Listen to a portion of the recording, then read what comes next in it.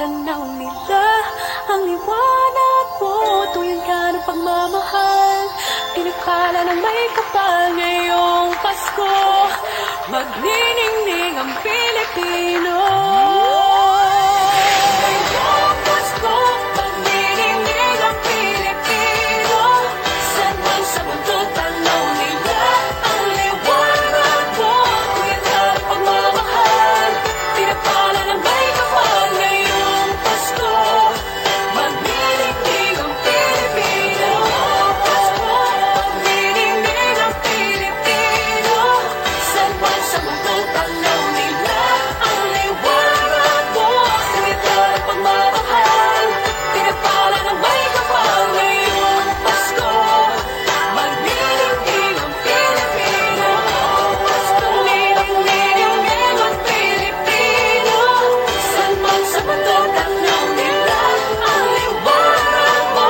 Tuyan ka ng pagmamahal, pinakala ng may kapal ngayong Pasko. Magniningning ang Pilipino. Pasko, magniningning ang Pilipino. Saan man sa mundo tanaw nila ang liwanag mo. Tuyan ka ng pagmamahal, pinakala ng may kapal ngayong Pasko. Magniningning ang Pilipino. Magniningning ang Pilipino. Saan man sa mundo tanaw nila ang liwanag mo. Tuyan ka ng pagmamahal, pinakala ng may kapal ngayong Pasko. Magniningning ang Pilipino. Ang magsiling Pilipino sa lahat ng sa lahat sa ating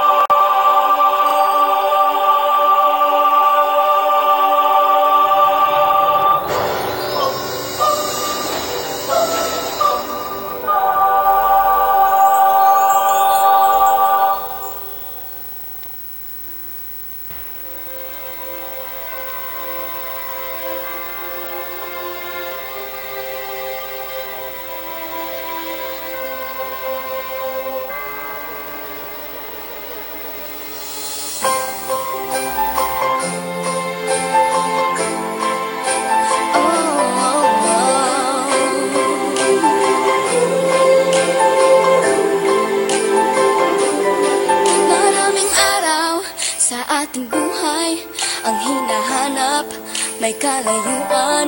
Di matanaw, di nauubusan ng tiwala sa sarili, lakas ng dasal. Alam mong sa dulo ng bawat taon naghihintay ang masayang panahon. Lahat ng lumbay at paghihintay, ang damdamin ay tumatawid sa lupa, sa dagat o sa langit. Mainit na balat sa gabi malamig, pinaglalapit ng pag-ibig. Ito ang Pasko, pagmamahal ang pinagsasaluhan. Ito ang Pasko, inaangan ng isa't isa. Ito ang Pasko, Panginoon ang laging kasama. Ito ang Pasko, saan man sa mundo, isang Pasko ng Pilipino.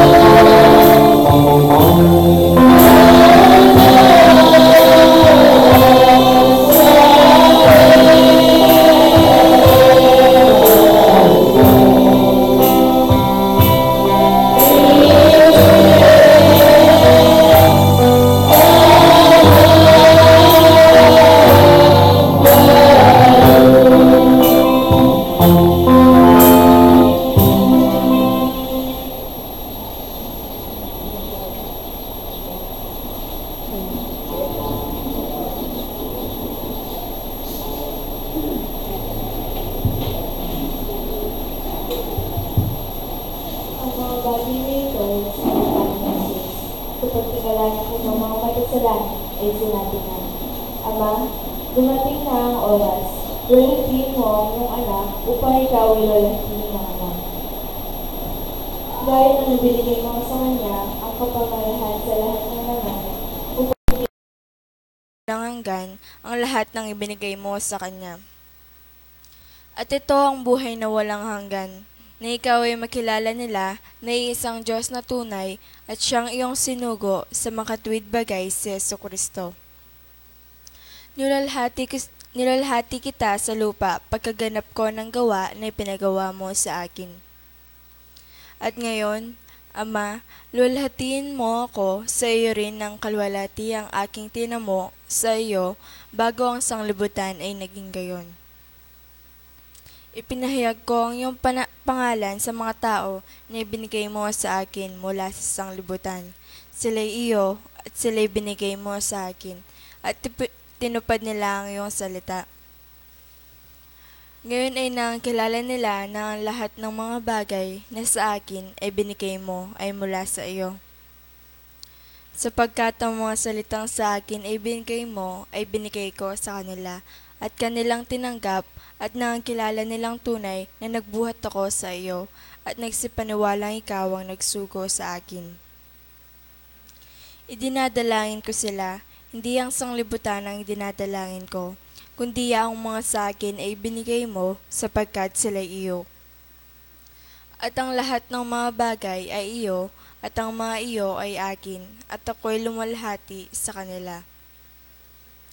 At wala na ako sa sanglibutan, at ang mga ito ay nasa sanglibutan, at ako'y paririyan sa iyo, amang banal, ingatan mo sila sa iyong pangalan, yaong mga ibinigay mo sa akin, upang sila'y maging isa na gaya naman natin. Samantalang ako'y sumasa kanila, ay iningatan ko sila sa iyong pangalan, yaong mga ibinigay mo sa akin, at sila'y binantayan ko, at isa man sa kanila ay walang napahamak, kundi ang anak ng kapahamakan upang matupad ang kasulatan. Ngunit ngayon ay napaririyan ako sa iyo, at sinalita ko ang mga bagay na ito sa sanglibutan, upang sila'y magtamo ng aking kagalakang ganap sa kanila rin. Ibinigay ko sa kanila ang iyong salita, at kinapootan sila ng sanglibutan, sapagkat hindi sila taga-sanglibutan, gaya ko naman na hindi taga-sanglibutan. Hindi ko idinadalangin na alisin mo sila sa sanglibutan, kundi ingatan mo sila mula sa masama. Hindi sila taga-sanglibutan, na gaya ko naman na hindi taga-sanglibutan. Pakabanalin mo sila sa katotohanan, ang salita mo'y katotohanan. Kung paano ko yung sinugo sa sanglibutan, sila'y gayon ding sinusugo ko sa sanglibutan. At dahil sa kanila'y pinabanal ko ang aking sarili, upang sila naman ay magpakabanal sa katotohanan. Hindi lamang sila ang dinadalangin ko, kundi sila rin naman ng mga nagsisisampalataya sa akin sa pamamagitan ng kanilang salita. Upang silang lahat ay maging isa, na gaya mo, Ama, sa akin at ako'y sa iyo, na sila na may sumaatin, upang ang sanglibutan ay sumampalataya na ako'y sinugo mo. At ang kalwalatiang sa akin ibinigay mo ay binigay ko sa kanila, upang sila'y maging isa na gaya naman natin na iisa. Ako'y sa kanila at ikaw ay sa akin, upang sila'y malubos sa pagkakaisa, upang makilala ng sanglibutan na ikaw ang sa akin ay nagsugo, at sila'y iyong inibig na gaya ko na inibig mo. Ama, yaong mga binigay mo sa akin ay ibig ko kung saan ako naroroon. Sila naman ay dumuong kasama ko, upang makita nila ang kalwalatian ko na binigay mo sa akin, sapagkat ako iyong inibig bago natatag ang sanglibutan. O Amang Banal, hindi ka nakikilala ng sanglibutan, ngunit nakikilala kita, at nakikilala ng mga ito na ikaw ang nagsugo sa akin. At ipinakikilala ko sa kanila ang iyong pangalan, at ipakikilala ko upang ang pag-ibig na sa akin na inibig mo ay mapasa kanila at ako'y sa kanila.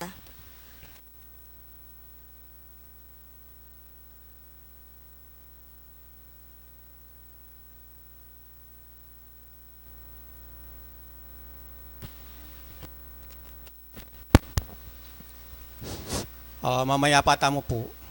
Ba ganito mag-umpisata na. Manalangin tamo po. Sakdal, hamaya strong kaya kaming ikpa. Ikpa, salamat po ngayon nga ba kay ti Diyos ko. Miras kaya ngampong kapayapan kaya ni Santuario nga ito pong kaya kampe panwanan. Sa po Diyos ko, nung ninuman po yung ating bibitakin, po kapanandaman. Diyos ko ngayon nga ba kay ti sa po, bendesyonan mo kiyangan po kitang mayapaya mong gamat banang kanita. Diyos ko yaro gumayaring manatili, ita pong kasangkanan ng karingkikiyang balang sarili.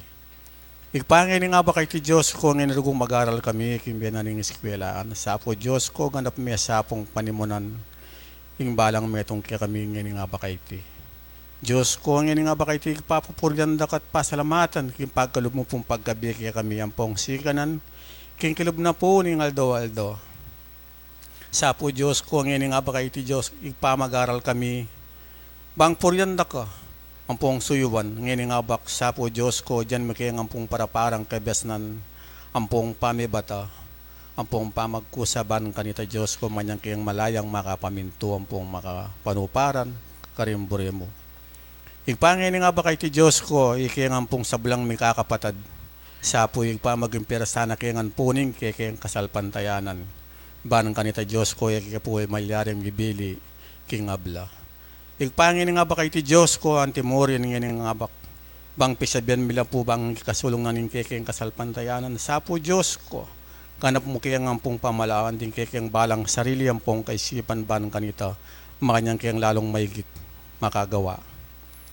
Igpasa na po nga ba kay ti bang pisabihan bila po makaukulkikining kaya kami santuario ng iti pong kaya kampi panuwanan. Sa po Diyos ko, imbalang metong kaya dyan makaya ng pong kabiasnan.